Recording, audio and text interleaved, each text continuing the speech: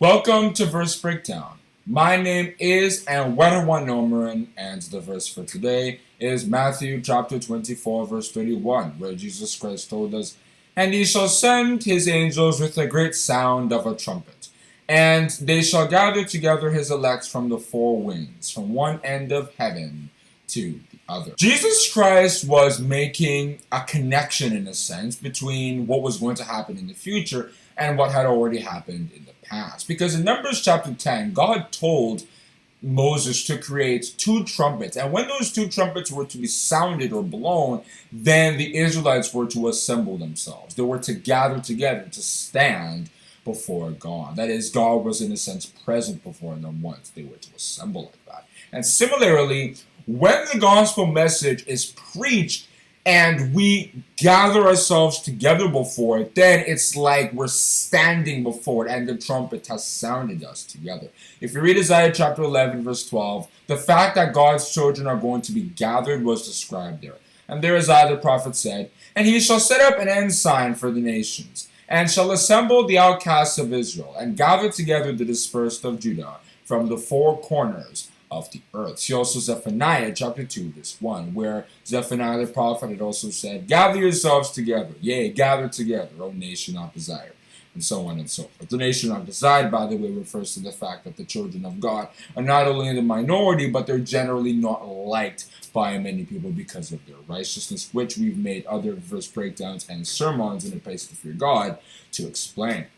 What I'm trying to say is that when the gospel message is preached, then those who God wants to call with it will hear it and it will resonate with them. They might not understand it in full once they hear it, but they'll understand that this is the message of God. This is what they should be listening to. And if you want to see this in a practical sense, look at Acts chapter 2 verse 37 and Acts chapter 16 and verses 14 and 15. God opens their hearts and you can see that their reaction was positive towards the gospel message, and they were spiritually gathered from that. And of course, in these last days, everything that I'm saying essentially means that Jesus Christ's presence or arrival has been announced by trumpets. And those trumpets are not physical trumpets. They refer to the fact that the saints preach that message, preach the fact that Jesus Christ has come. It's like they're sounding, blow ye the trumpet in Zion.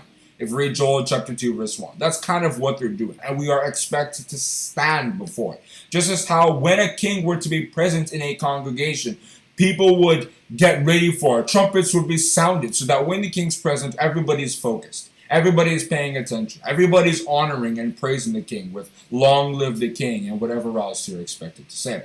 Spiritually, that means we are supposed to stand before Jesus Christ. If we read Luke chapter 21, verse 36, by pursuing righteousness, by remaining holy before God. And St. Paul elaborated on how we exactly pursue righteousness in 1 Timothy chapter 6, verse 11, where he said, "But thou, old man of God, flee these things, and follow after righteousness, godliness, faith, love, patience, meekness." Those are virtues that we are supposed to exercise in our lives so that we can be standing before Jesus Christ. So that we can be heralding the king, and then Jesus Christ will say, "Yes, you are a good citizen of the kingdom, and we will be given a portion of it to inherit." If we read Daniel chapter 7, verse 27, and Matthew chapter 5, verse 5. "Blessed are the meek, for they shall inherit the earth." And that is where I'm going to stop on discussing that verse, Matthew chapter 24, verse 31, which once again reads, "And he shall send his angels with a great sound of a trumpet, and they shall gather together his elect from the four winds, from one end of heaven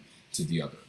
If you have enjoyed this video, don't forget to subscribe and hit the notification bell. God bless you.